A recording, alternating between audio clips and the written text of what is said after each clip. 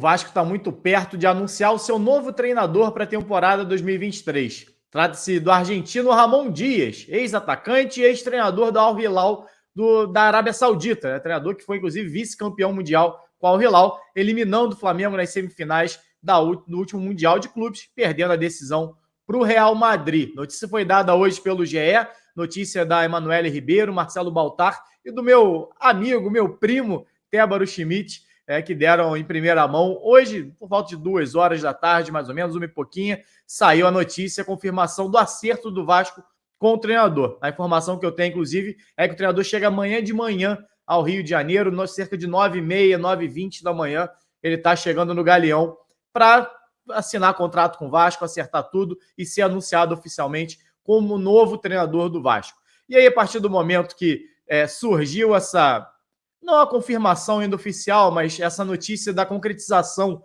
do acerto, né, entre as partes, muita gente me mandou mensagem lá no Twitter, Instagram e tudo quanto é rede social, ligaram até para o meu telefone para saber a minha opinião sobre o Ramon Dias. E aí, obviamente, estou abrindo essa live aqui. Aliás, Ramon Dias está até aqui em cima. Consegue ver? Deixa eu pegar perto aqui. Esse aqui é o Ramon Dias na época de jogador do Yokohama Marinos.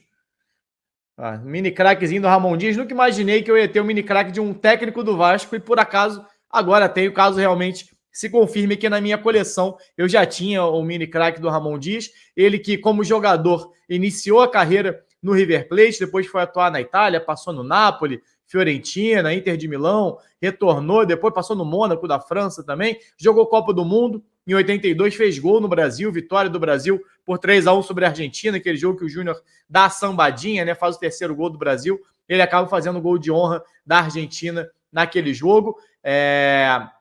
Depois ele assume, né, retorna ao River Plate como jogador, já no iniciozinho ali da década de 90, ele estreia como jogador em 79, 78, faz a carreira dele na Argentina, depois de muito tempo na Itália, dá uma passagem pelo Mônaco e aí retorna já na década de 90 para defender o River Plate, onde ele encerra a carreira ali em 92, 93. E pouco tempo depois ele assume como treinador e já fazendo um grande trabalho no River Plate. Está muito ligado o nome do Ramon Dias ao River Plate, porque ele é campeão da Libertadores em 96, primeiro ano dele como treinador do River. É ele, inclusive, o treinador do histórico gol do Juninho Pernambucano, que a torcida do Vasco tanto canta, aquela vitória, aquele empate, né, no Monumental de Nunes em 1-1, gol do Sorin, depois o gol do Juninho, classifica o Vasco. O Vasco havia vencido em São Januário por 1-0, gol do Donizete. Era ele o treinador, assim como era ele o treinador também quando o River fez 4 no Vasco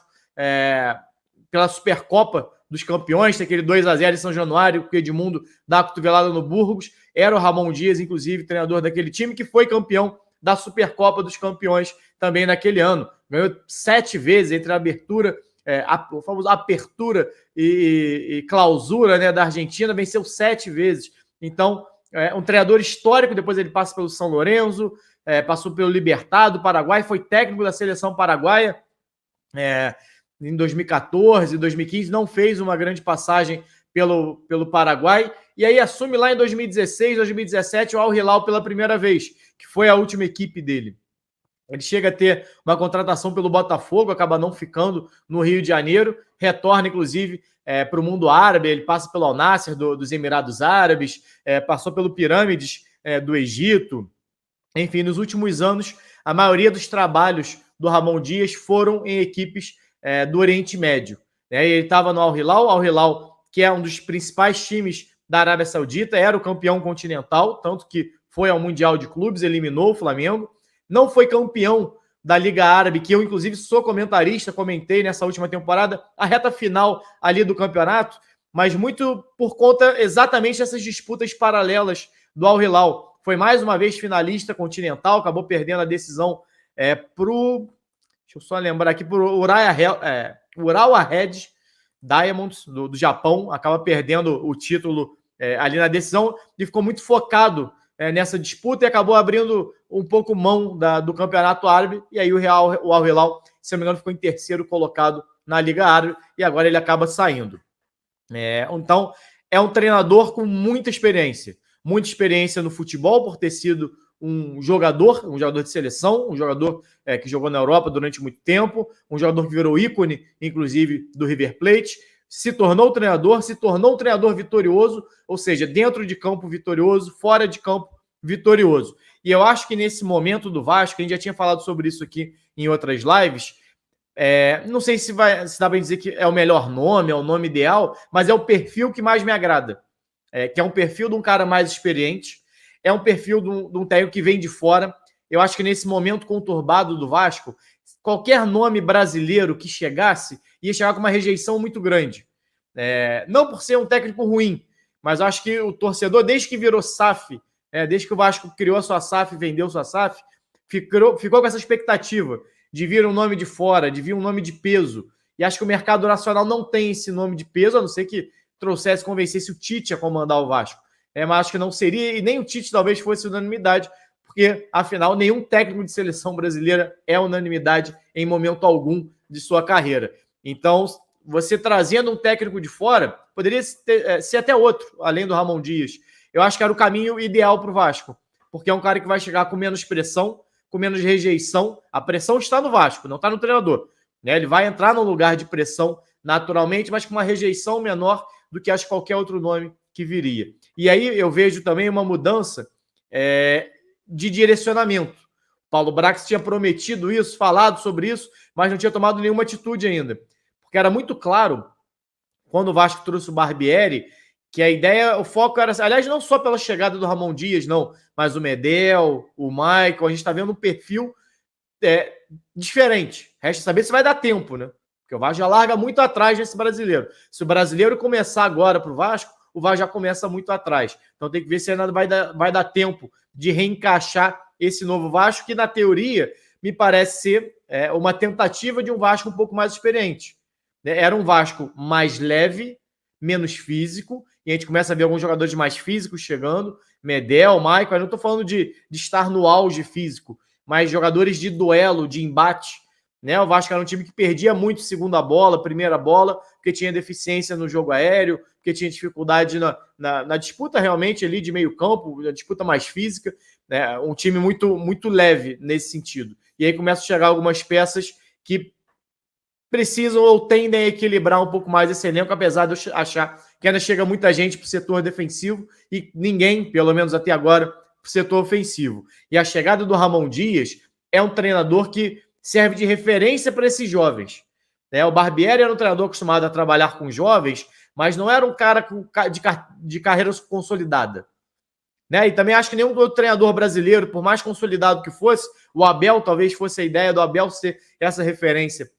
E talvez essa falta de contato com o campo não tenha permitido a ele ser esse cara, por não ser mais esse cara do campo. Eu acho que o Ramon Dias chega como essa figura também.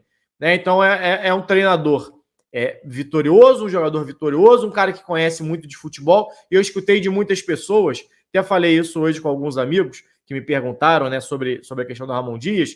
Eu escuto muita gente falar, e aí não pode ser uma afirmação, não, mas o Ramon Dias aposentou.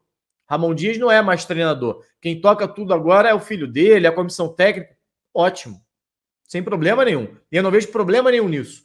Porque o que eu vejo hoje, inclusive, é muita gente surgindo com conhecimento de tática, muita gente sendo formada já, o que é natural, gente formada realmente, porque você não tinha antes essa didática toda de futebol. Você não tinha estudos, principalmente no Brasil, falando principalmente aqui, você não tinha modelos de trabalho ali, tudo muito encaixadinho para você realmente aprender com aquilo e ter uma linha de trabalho. Os novos profissionais não, já vem com uma linha de trabalho muito didática, muito questão de tática, e é natural que entendam muito sobre isso. E muitas vezes esse conhecimento desses ex-jogadores, normalmente são esses treinadores mais da antiga, não é necessariamente com linguajar mais didático, não é um linguajar de estudo, de escola, que você vai pegar e botar no papel. São treinadores com experiência no campo, por terem sido jogadores e depois se tornam treinadores e conseguem carregar esse conhecimento com eles. O Ramon Dias tem isso. E talvez quem ajude ele na comissão técnica, o filho dele e os outros, tenham esse conhecimento mais de estudo. E isso dentro de um encaixe, acho que funciona muito bem. Porque não adianta você ter conhecimento tático, conhecimento de montagem de treino, me fugiu a palavra agora aqui, já vai voltar, mas é realmente em relação à estrutura de treino mesmo. Não adianta você ter tudo isso, porque, aliás, hoje você tem aplicativo que monta para você. Hoje você entra tem um aplicativo que eu usava, que não era para montar treino, obviamente, era mais para expor aqui, era o Tactical Pad, que se você entrar lá, ele monta treino para você. É um 3 contra 2, um 4 contra 3, campo reduzido, meio campo, um quarto de campo, enfim, montagem, teste, treino para saída de bola, treino para fugir de pressão. Isso é o que muitas vezes os treinadores da antiga não faziam, pelo menos. Né? Era muito mais coletivo, era muito mais no jogo completo. Ia fazendo ajustes no decorrer desses coletivos. E hoje você tem treinamentos muito mais direcionados para fases do jogo. Né? Quando a gente fala aqui entre o treinador X está defasado, não tem ideias novas. O futebol se revisita o tempo todo. A ideia dos pontas que a gente voltou a ter era coisa lá na década de 40, 50, né? 60. Então a gente revisita. Depois acabaram os pontas, lembra? Bota ponta, Tele, enfim, lá na década de 90, anos 80, início de 90, os pontas estavam acabando. E passou todo mundo jogar no 4-4-2. Agora volta todo mundo jogar com ponta. Então o futebol, na verdade, ele vai se reinventando, com olhares um pouco diferentes. Mas quando a gente fala sobre treinadores da antiga e novos, eu acho que está muito mais ligado à forma de treinamento no dia a dia. Porque hoje você tem formas de não ser tudo só na conversa. Não é o jogador tendo que improvisar dentro de campo, mas você criando situações de treino onde coloca o jogador em determinadas situações que dentro do campo ele vai rever aquilo e ele vai ter já dentro da cabeça dele, já vai ser no automático esse funcionamento. E isso vem muito da nova geração.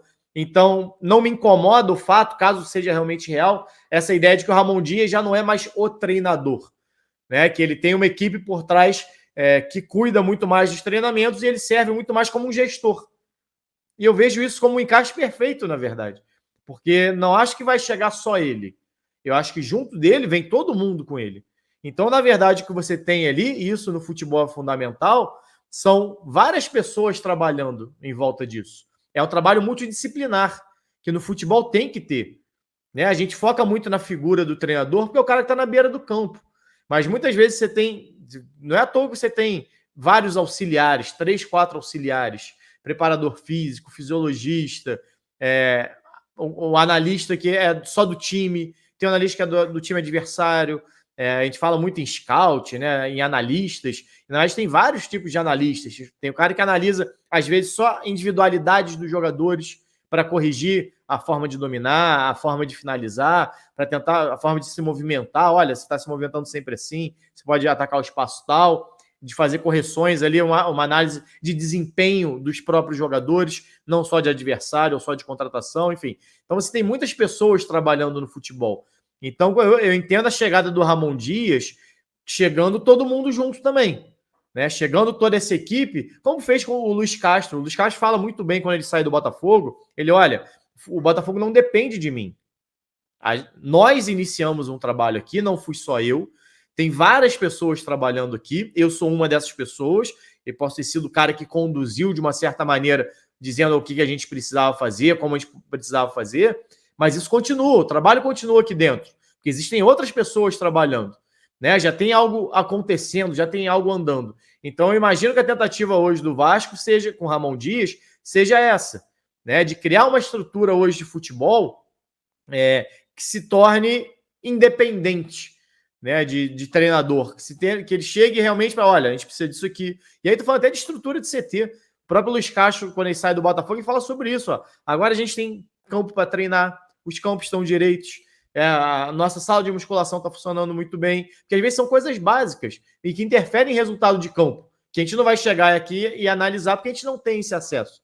Então, muitas vezes, essa turma que chega, quando chega um pessoal de fora para realmente fazer um trabalho de futebol, eu acredito que seja algo muito positivo. Resta saber, foi o que eu disse aqui já até em outro momento. Vai ter tempo para isso? Né? Porque a gente está falando, o Vasco, 1/3 de campeonato já passou. Mais de 1/3 de campeonato já foi embora. A gente já está caminhando para metade do campeonato. Né? Porque qualquer coisa diferente também de uma permanência, pelo menos uma permanência na Série A, vai ser tratado como insucesso. né? E aí, como eu disse aqui, o Ramon Dias já começa, quem chegar no Vasco, a comissão técnica que está chegando no Vasco, já começa com uma pressão muito grande e com uma desvantagem grande em relação aos outros adversários, nem tão grande assim, porque a verdade é essa. Estava até conversando com o PH Fernandes, meu parceiro, hoje encontrei rapidinho com ele na academia, vascaíno, a gente, pô, e aí, como é que vai ser e tal, e agora? E eu falei com ele, cara, a sorte do Vasco, quando a gente olha para 45 pontos, é muito longe. O Vasco precisa fazer tanto para 45. Mas se a gente olhar para o campeonato hoje, a linha de corte, a tendência é ser mais baixa do que isso.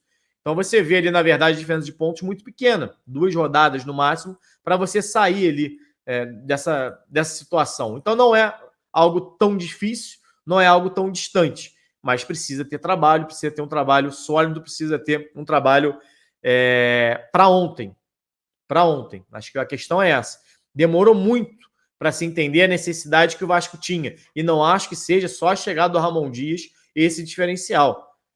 Não é só isso que vai definir se vai dar certo ou não. O Vasco precisa, a gente já falou isso aqui em outros momentos, de jogadores. Sem jogadores, o Vasco não vai a lugar nenhum. O Vasco precisa, chegou o Medel, foi anunciado oficialmente, mas principalmente para o ataque,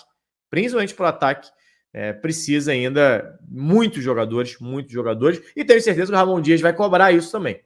Tenho certeza que o Ramon Dias vai cobrar, e talvez seja, inclusive, um cara para ajudar nisso. É um cara que conhece o mercado, o Vasco tem se movimentado muito atrás de jogadores argentinos, né, uruguaios, se movimentado do mercado sul-americano, né, trouxe Capasso, trouxe Orelhano, pode servir, inclusive, para a evolução desses caras, né, porque o Orelhano deixa de ter como referência não é um estranho, não é, a relação não é o Barbieri, mas ele passa a ter uma proximidade maior com a comissão técnica, ele passa a ser comandado por argentinos, né? Então, tudo isso acho que pode ter um peso positivo, né? Parece que não, mas são coisas ali que muitas vezes podem ajudar no trabalho do treinador, pode ajudar, inclusive, na evolução do próprio jogador. Enfim, eu acho que é um acerto do Vasco. Em resumo, para mim é um acerto do Vasco. Não que seja o cara que é mágico, não vai ser do dia para a noite que o Vasco vai começar a jogar bola, mas é um cara que é consolidado no mercado, é um perfil que me agrada, né, nesse momento. Se a gente olhar o mercado todo, talvez tenha sido o nome mais interessante que tinha ali disponível, até surpreendente, porque vem de um bom trabalho. A gente não está falando de um treinador que acabou de ser rebaixado em algum lugar, ou de um treinador que acabou de ser mandado embora com uma sequência de 10 derrotas, não. É um treinador que fez mais uma vez um bom trabalho no Al Hilal e está deixando o Al Hilal, já estava ali livre no mercado, talvez o Al Hilal já vai investir em outro treinador, então já tinha essa perspectiva, e ele estava livre, o Vasco consegue contratar. Como disse aqui, a informação que eu tenho, que eu recebi inclusive do Tébaro, meu primo lá do GE, aliás, grande abraço para o Tébaro, Emanuele e o Marcelo Baltá, que deram esse furo mais cedo, né? A informação é que ele chega amanhã por volta de 9h25, 9h30 no Galeão, e aí possivelmente para acertar tudo com o Vasco. Bom, vai lembrar, falei, não dá para a gente cravar, porque vai lembrar que ele chegou a falar como treinador do Botafogo e acabou não ficando no Botafogo, né? Espero que isso não aconteça, mas a tendência é que seja realmente o novo treinador do Vasco para 2023. E sim, eu vou falar sobre formas de jogo do Ramon Dias, inclusive agradecer 1.500 pessoas aqui na live. Galera, deixa o like no vídeo, isso ajuda muito a trazer mais gente para cá. Não só analisaremos o trabalho do Ramon Dias, como assistiremos a uma partezinha aqui de um jogo do time do Al Hilal sob o comando do Ramon Dias. E eu não assisti a esse jogo especificamente ainda, mas é só para a gente analisar em tempo real aqui algumas coisas, para ver se a gente encontra alguns padrões, algumas ideias que o Ramon gosta nos seus times. É claro que às vezes varia de jogo para jogo, relação a modelo, mas antes eu já vou dar um panorama geral do que eu vi do Al Hilal nessa temporada. Repito aqui, comentei parte da Liga Árabe, as últimas rodadas, as últimas 7, 8 rodadas ali eu comentei para o The Sport, um canal que tem no DirectGo, da DirectV. Obviamente eu não fazia todos os jogos do Al Hilal, fiz vários jogos do Al Ittihad, fiz Al Nassr do Cristiano Ronaldo, inclusive o primeiro gol do Cristiano Ronaldo eu estava na transmissão, mas fiz 1 ou 2 jogos do Al Hilal e já tinha assistido também no Mundial. Vou falar um pouquinho sobre ele, vou botar depois aqui na tela. Então, Galera, deixa o like no vídeo, isso ajuda muito na divulgação. Se inscrevam no canal, galera que não é inscrita ainda. Sei que muita gente passa por aqui, esquece de se inscrever. Isso é importante demais. Só lembrando que essa live é patrocinada pela 1xBet, maior site de apostas do mundo e parceiro antigo aqui do canal. Então, se você quer começar a apostar, tem aquela curiosidade, ainda não apostou, ou já aposta, mas em outra casa, dá uma moral aqui pra gente também. Clica aqui no link na descrição do vídeo, vai lá na 1xBet, faz seu registro. 2 minutinhos, 3 minutos, você faz seu registro muito rápido e você usa o cupom Garone para dobrar o seu primeiro depósito. Então, só usar o cupom Garone para você botar R$20 e receber 40, botar 30, receber 60 para começar a brincar. Lembrando sempre, com responsabilidade. Não teremos jogo do Vasco nesse meio de semana, mas tem Botafogo rolando amanhã pela Sul-Americana. Não sei se o Botafogo vai com o time completo, mas dá para fazer uma fezinha ali no jogo do Botafogo. O Botafogo enfrenta o Patronato, que se não me engano está na segunda divisão da Argentina. E se a gente lembrar que a divisão argentina tem 28 times na Série A, ou seja, um país menor do que o Brasil, ter mais clubes na Série A do que o Brasil, você imagina como é que é o nível da Série B. Né? Você já não tem tantos argentinos no comparativo com o Brasil, né? Você não forma tantos jogadores assim, então você imagina o nível. A gente está falando do Botafogo, hoje líder do Brasileiro e que vem muito bem e precisa da vitória. É jogo que define a repescagem ali a partida. Então, acho que vale fazer uma fezinha ali no jogo do Botafogo para amanhã.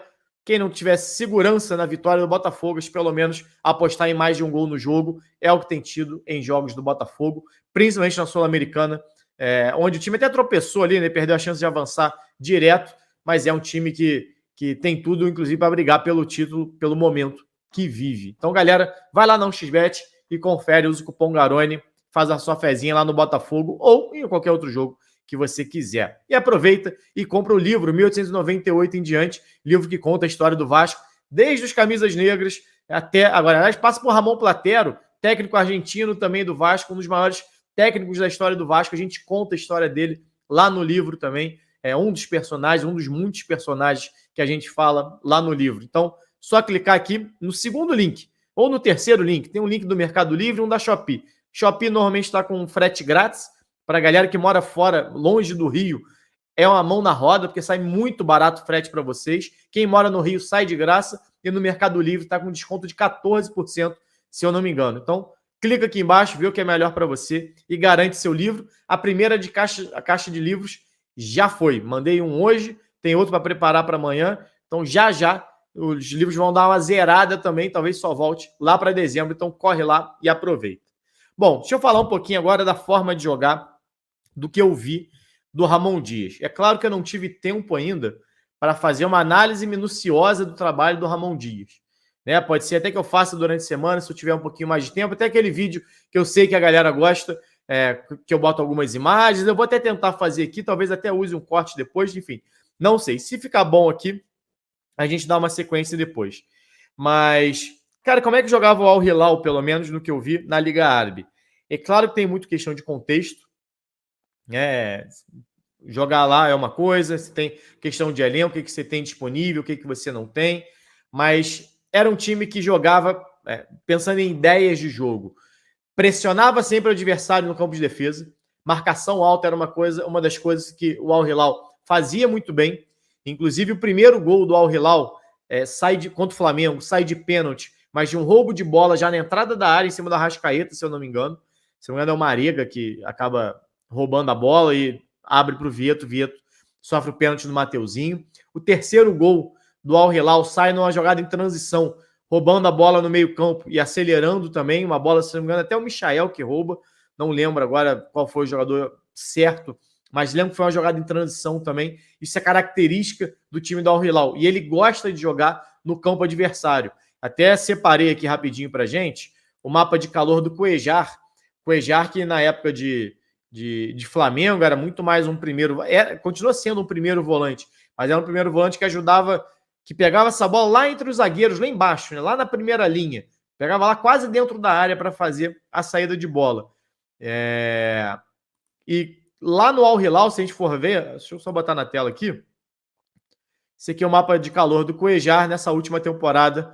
Esse aqui é do Brasileirão 2019. Só para ver até o comparativo, no Brasileirão 2019, Olha como é que o Cuéllar pega essa... Pouquíssimas vezes ele passa realmente mais do círculo central, né? E olha que era um time que jogava com linha alta também. Se a gente for comparar aqui na Liga Árabe, olha como é que é muito mais intenso a presença do Cuéllar no campo ofensivo. Ele continua rodando o campo inteiro, isso é característica do Cuéllar, baixa aqui, recebe bola, sai lá de trás, mas olha como é que ele passou a aparecer bem mais na frente, né? Com muito mais frequência. Por que isso? Porque o Al Hilal jogava com as linhas muito altas. Então era normal a gente ver o Cuéllar dando inclusive o último passe, tentando dar uma assistência, tentando dar um passe para o ponta ou uma pré-assistência, né, como a gente chama muitas vezes, abrindo, porque o Al Hilal gostava de atacar muito pelo lado também, até por isso a contratação do Michael para lá, usava muito o Michael pelas pontas, então, até para abrir um pouco mais um campo, já que jogava num setor, num espaço pequeno, né? Porque quando você ocupa o campo adversário, a tendência do time adversário é se fechar num bloco mais baixo.